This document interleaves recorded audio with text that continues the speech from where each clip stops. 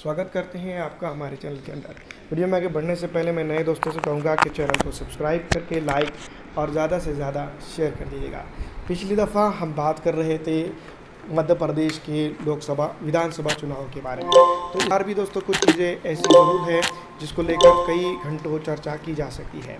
भोपाल के ज़िले की हम आज इसमें बात करेंगे, जिसको लेकर हम जो तो बात करने जा रहे हैं वो है विदिशा। विदिशा के अंदर पिछली दफ़ा और अब की बार जो तो चुनावी सीमाकरण काफ़ी बदलते हुए नज़र आ रहे हैं। विदिशा के अंदर अगर सबसे इम्पॉर्टेंट बात अगर की जाए तो मैं आपको बता दूं कि पिछली जो विधानसभा चुनाव हुए थे तो उसके अंदर कहीं ना कहीं जो तो कुछ चीज़ों का उलटफेर हमने ज़रूर देखा था। अब की बार भी जो तो विदिशा के अंदर कई चीज़ों के ऊपर जो तो हम उलटफेर देखते हुए नज़र आ रहे हैं। विदिशा की अगर बात की जाए तो मैं आपको बता दूं कि यहाँ पर सबसे इम्पॉर्टेंट बात यह है कि यहाँ पर 5 विधानसभा क्षेत्र आती हैं और कमलनाथ चाहेंगे कि इन विधानसभा क्षेत्रों के ऊपर कांग्रेस पार्टी का वर्चस्व बना रहे या फिर उनका वर्चस्व बन जाए। तो यहाँ पर विदिशा, बसोदा,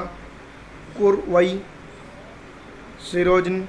और शमशाबाद, इस तरह की जो तो 5 विधानसभा क्षेत्र आते हैं और पाँचों की 5 विधानसभा क्षेत्र के ऊपर जो तो कमलनाथ की नज़र ज़रूर होगी, क्योंकि कमलनाथ मुख्यमंत्री पद के दावेदार हैं मध्य प्रदेश के अंदर। और मध्य प्रदेश के अंदर शिवराज सिंह चौहान के अपोजिट में एकमात्र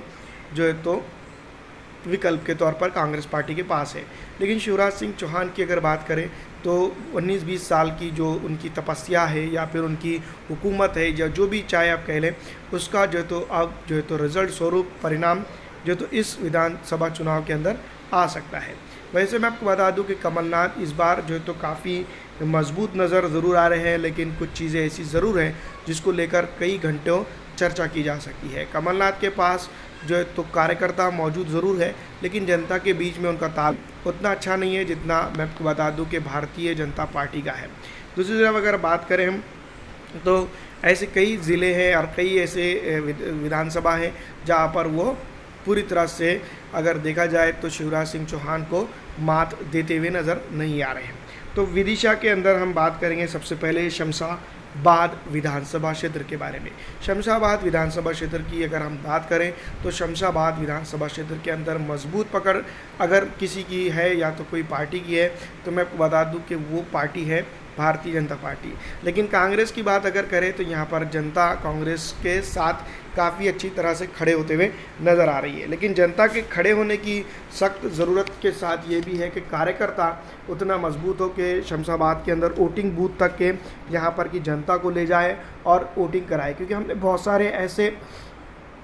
विधानसभा चुनाव देखे जो कांग्रेस के दृष्टिकोण से काफ़ी इम्पॉर्टेंट थे, लेकिन वहाँ पर के कांग्रेस के नेतागणों ने उनके साथ उतना अच्छा व्यवहार नहीं किया, जिसके चलते जो तो जनता ने आखिर में वोटिंग तक नहीं पहुँच पाई। क्योंकि इसी का तरह का नमूना हमने सीमांचल के अंदर AIMIM के तौर के नेताओं के साथ भी होता हुआ देखा था। तो ये चीज़ जो तो यहाँ पर भी हो सकती है और भारतीय कांग्रेस पार्टी को हार का नमूना चखा सकती है। शमशाबाद की हद तक हम ये बात कर रहे हैं। दूसरी एक विधानसभा आती है सिरोंज विधानसभा क्षेत्र। सिरोंज विधानसभा क्षेत्र के ऊपर भी अगर हम बात करें तो कई घंटों बातें इसके ऊपर की जा सकती है। डेवलपमेंट के बारे में बहुत सारी चीज़ों को लेकर जो तो यहाँ पर जो तो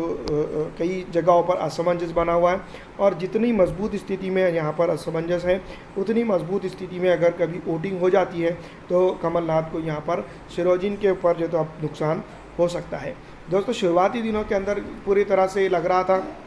कि कहीं ना कहीं जो है तो भारतीय कांग्रेस पार्टी जो है तो वर्चस्व की लड़ाई में जो है तो मध्य प्रदेश के अंदर आगे जाते हुए नज़र आ रही हैं, लेकिन अब जो है तो हालात झुके तो वो नज़र आते हैं और भारतीय जनता पार्टी का ग्राफ काफ़ी बढ़ता हुआ नज़र आ रहा है। वहीं शिवराज सिंह चौहान पूरी तरह से उन्होंने अपने ऊपर जिम्मेदारी लेते हुए नज़र नहीं आ रहे हैं, क्योंकि भारतीय जनता पार्टी के वरिष्ठ नेताओं में जिनको शुमार किया जाता है हमारे प्रधानमंत्री नरेंद्र मोदी भी यहाँ पर जो तो चढ़ के जो तो प्रचार प्रसार करते हुए नज़र आते हैं। कुरवई लोकसभा विधानसभा सीट की अगर हम बात करें तो कुरवई के अंदर जो तो सीधा मुकाबला भारतीय जनता पार्टी और कांग्रेस के बीच में है। तमाम तर दूसरी पार्टियों की अगर बात की जाए, क्योंकि हमारे पास हम देख चुके हैं कि इंडिया गठबंधन बनता हुआ नज़र ज़रूर आ रहा है, लेकिन कमलनाथ मध्य प्रदेश के अंदर इसका कोई फ़ायदा होता हुआ नज़र नहीं आता है। अगर वोटिंग की बात अगर कर ली जाए तो यहाँ पर कुरवई के अंदर कमलनाथ के लिए काफ़ी दुर्भाग्यपूर्ण बात हो सकती है, क्योंकि उनकी पार्टी के बीच में यहाँ कार्यकर्ता जो आता है, कार्यकर्ता और जनता के बीच में डायरेक्ट अटैचमेंट नहीं होने के चलते यहाँ पर जो तो नुकसान हो सकता है। तो ये नुकसान की भरपाई करने के लिए कमलनाथ को ज़रूरी यही है कि शिवराज सिंह चौहान का जो मॉडल है यहाँ पर जनता का और कार्यकर्ता का और नेताओं का तालमेल का, उसको अपनाते हुए आगे बढ़ा जाए, या फिर अपना एक नया तरीका से जनता के बीच में जाया जाए। अगला विधानसभा क्षेत्र आता है बसोदा विधानसभा क्षेत्र की अगर हम बात करें तो यहाँ पर भारतीय जनता पार्टी बनाम कांग्रेस पार्टी का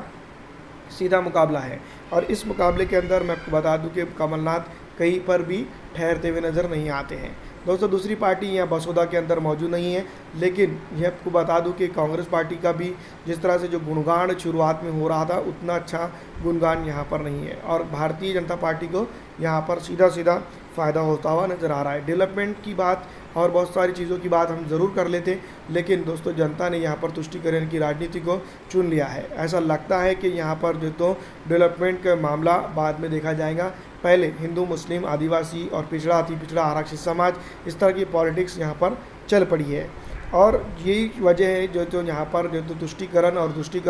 और तमाम तरह के जिस तरह के करण होते हैं उनको लेकर जो तो पार्टियाँ आगे बढ़ते हुए नज़र आ रही है। दूसरी तरफ अगर हम बात करेंगे विदिशा के बारे में, तो विदिशा एक सिटी का एरिया है। दोस्तों, विदिशा ज़िले के ऊपर अगर हम बात कर रहे हैं तो विदिशा विधानसभा क्षेत्र के ऊपर भी बात करनी चाहिए। यहाँ पर कहीं ना कहीं पिछड़ा, अति पिछड़ा, आरक्षित और मुस्लिम समाज जो तो एक अरसे से जो तो कांग्रेस पार्टी को वोट करता हुआ ज़रूर आ रहा है, लेकिन कांग्रेस यहाँ पर अगर बेसिक तौर पर बात की जाए तो सत्ता में नहीं होने का रोना रोते हुए यहाँ पर जनता को आसानी से जो तो अपने तरफ खींचते हुए अब तक के नज़र आई है। लेकिन जो तो सत्ता में आने के बाद भी विदिशा के हालात किस तरह से बदले थे और क्या कुछ हुआ था, ये आप तमाम ही जानते हैं। दूसरी तरफ अगर हम बात करेंगे भारतीय जनता पार्टी की, तो भारतीय जनता पार्टी जो तो सीधी तौर पर उन लोगों के लिए काम यहाँ पर करते हुए दिखी है, काम विदिशा में हुआ है, लेकिन उन लोगों का काम जो उनको वोट दिया है, इस बात में दो राय नहीं है। आज ग्राफ उठाकर देख सकते हैं, वहाँ के जहाँ पर वोट मिला है वहाँ पर काम हुआ है, तो ये बात जो तो जनता समझ चुकी है, और विदिशा के अंदर कमलनाथ को नुकसान हो सकता है। लेकिन दूसरी तरफ अगर हम बात करें भारतीय जनता पार्टी की या फिर भारतीय